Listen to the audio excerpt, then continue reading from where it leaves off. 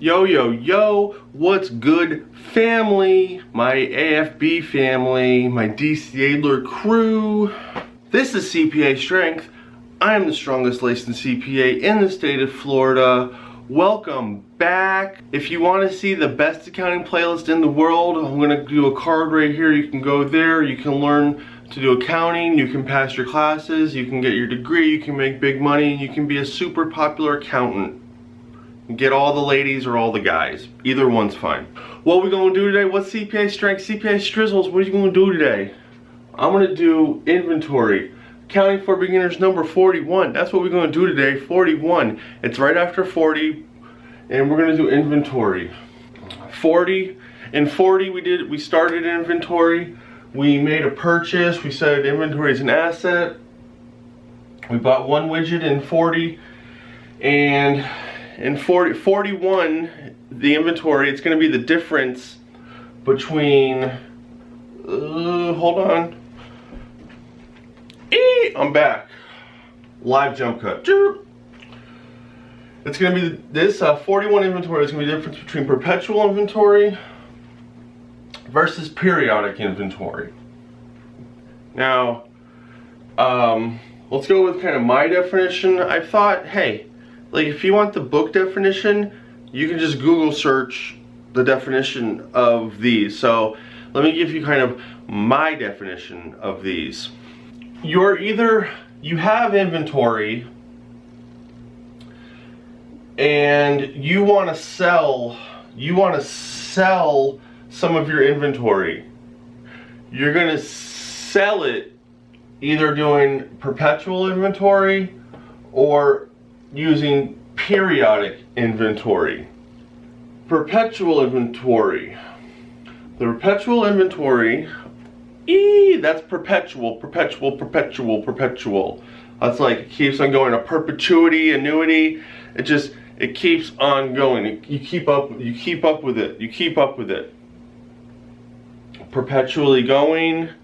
In the perpetual inventory, you always keep track of the amount available for sale and the amount sold every sale. So you keep on going. Now I'd say with the way computers are and technology, that I would have to assume that most bigger corporations use a perpetual inventory with the computers and such like that, because it would be easy to keep up with your inventory. Or you could do periodic inventory, which you figure out at certain times. So you just figure out at you don't keep up with it perpetually every time you make a transaction. Keep up with your inventory. You periodically do that. Certain times you figure out your inventory. If you don't know, like, I guess the definition of, or you don't know, like I'm telling you this and you're like, what the F? Like you don't know perpetual means ongoing and periodic means certain times.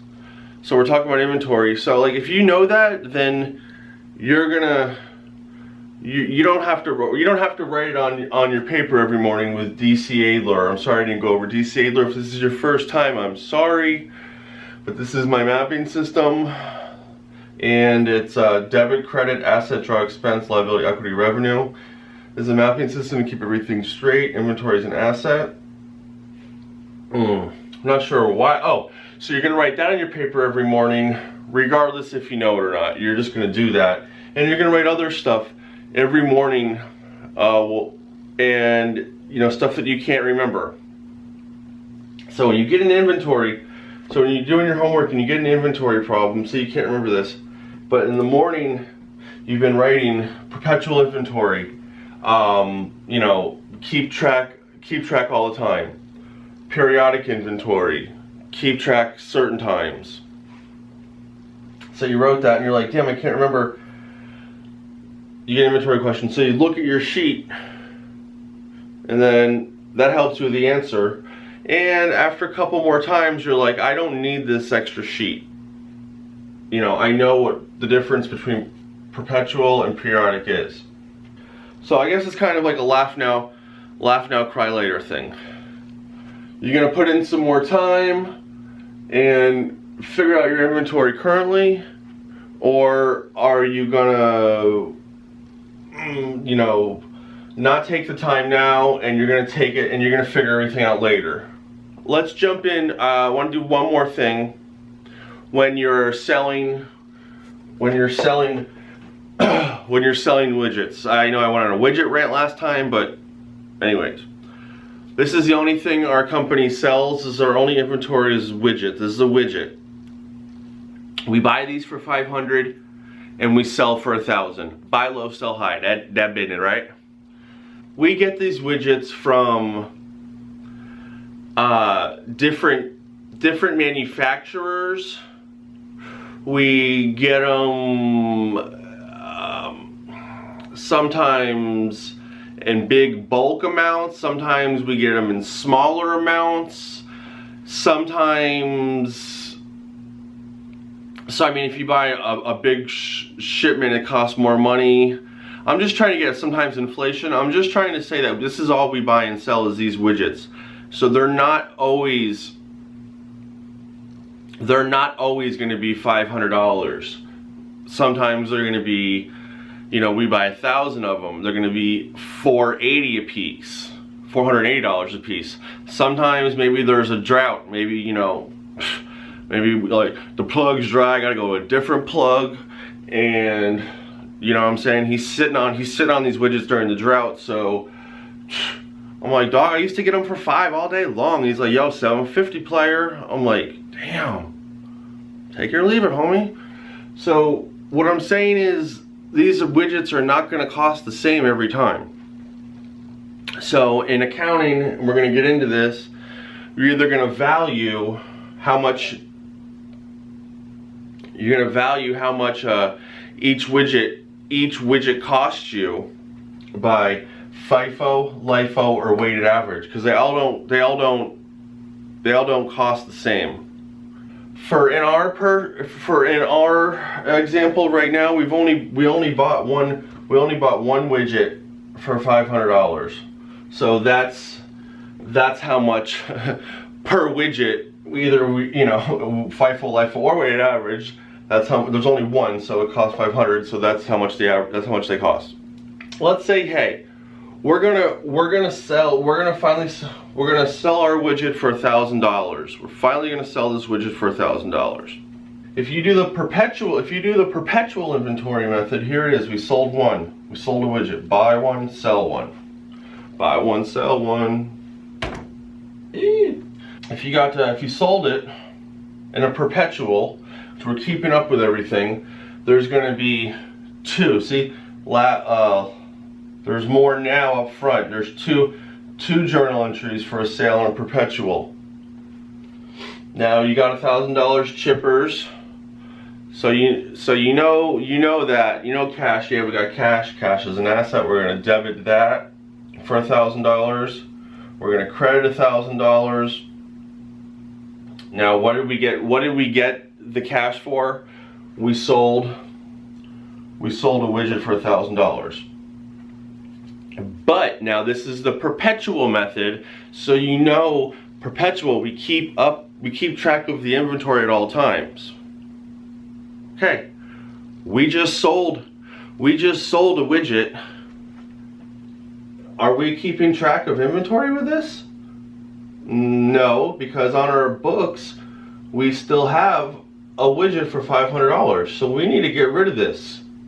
If we're doing a perpetual and keeping track of the inventory as we're going, we need to get rid of this inventory. So that's going to be our credit, because inventory is an asset.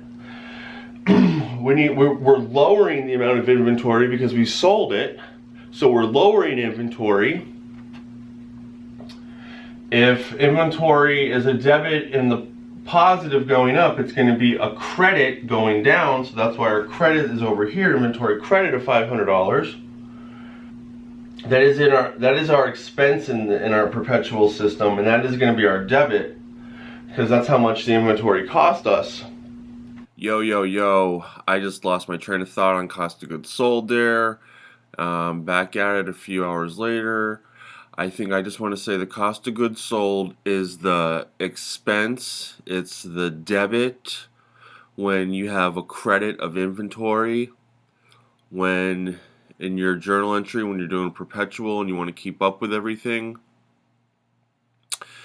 I think just for now, you're gonna have to know that if you're taking inventory off the books, you know, as the transactions happen, like in a Perpetual system, then the corresponding debit to that is going to be the cost of goods sold. And as it sounds, it's the cost of the goods sold. You got to think that keeps everything. This is the journal entry for the Perpetual if we sold one. You see, you have two journal entries because you're keeping up with it now. You've got the cost of goods sold. You've got the inventory. Now, if you had a periodic, if you're doing a periodic, you're just going to do it at certain, you're just going to keep track at certain times of the inventory. This is just going to be your journal entry for when you sold. You're going to have, you know, hey, I got $1,000 cash, that's my debit. I sold it for, what do you do? I sold a widget for $1,000. So you're going to keep track like that. And then at the end of the year, you're going to back that thing up like you're playing a juvie. Or it's like they call it a plug. Call me the socket, I'm the plug's plug. Anyways, they call it a plug, and that's what you're gonna have beginning inventory plus purchase equals available for sale minus units sold equals your ending inventory. So this is kind of the plug that you would do for a periodic inventory.